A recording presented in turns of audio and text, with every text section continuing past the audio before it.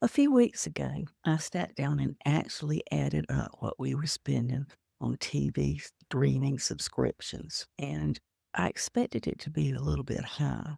Actually, that wasn't the most surprising revelation. When I started tracking down every charge, where it was from, Amazon, Apple, 3 different credit cards, that's when it hit me. We were paying all of this on autopilot. Had no idea. If that sounds familiar to you, stay with me because by the end of this video, you'll know exactly what to do in how to audit your own streaming services because I have a free checklist that's going to be available at the end of this video, down below the video. I'm Vicki Peel with Legacy Living and Her Life Hacks, and we talk about simplifying things like life, money, technology, and legacy, simplifying systems for real people, especially those who want to stay ahead of the chaos without losing their minds. That can be pretty difficult these days. So I'm going to walk you through what we did and what I found out when we audited our streaming services. Because I don't think most of us stop and think about it. It's not that we don't pay attention on purpose. It's just that we're so busy that prices keep adding up and we really weren't just looking. We weren't checking for it. So the problem usually isn't one streaming service. The problem comes when you stack them, like Netflix and BritBox and Sports Package and Disney Plus and all those kinds of things. Then maybe like adding an ad-free upgrade here and there.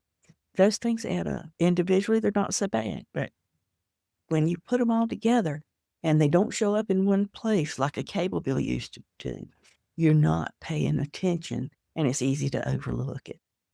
Now, here's a number that really hit me. I'll show you this. When we started with Netflix, we were paying $8.55 a month. And now it's over $21 a month. That's just one streaming service. And that's almost a 150% increase.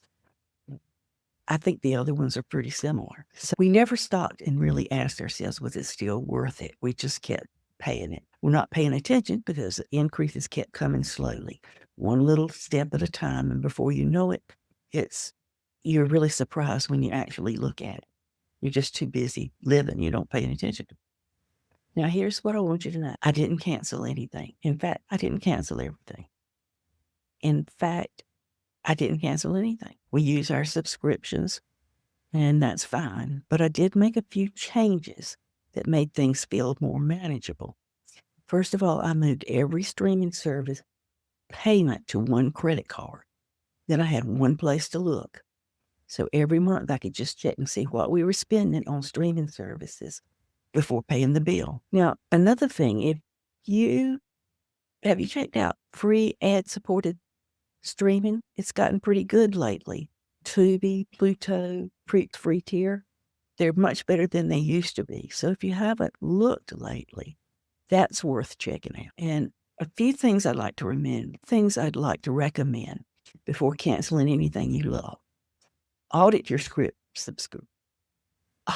subscriptions at least once a year, preferably more. Set yourself a calendar reminder to do that. Don't keep every service running year round. If you've got a special show that you like on one network and you can binge watch it and for a month or two, then pay for it for that month and then drop it if that's the only one you watch on it. And sports packages.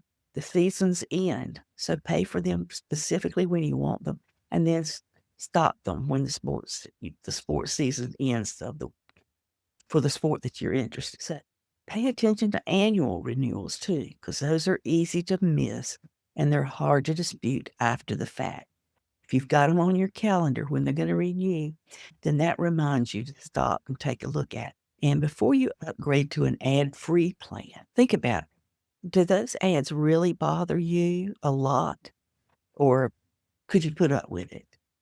So if the answer is no, they don't bother you that much, then don't pay the extra for it. Now, the biggest thing that I took away from this is that streaming isn't the problem. Paying for it on autopilot is. A little attention goes a long way. If you'd like to do your own audit, I put together a free TV streaming quick audit checklist that walks you through the whole steps of everything that I did. And the link is right below this video. So check it out. And if you thought this was useful, I'd love for you to subscribe to my channel. I share practical, calm guidance on money, technology, and simplifying life every week.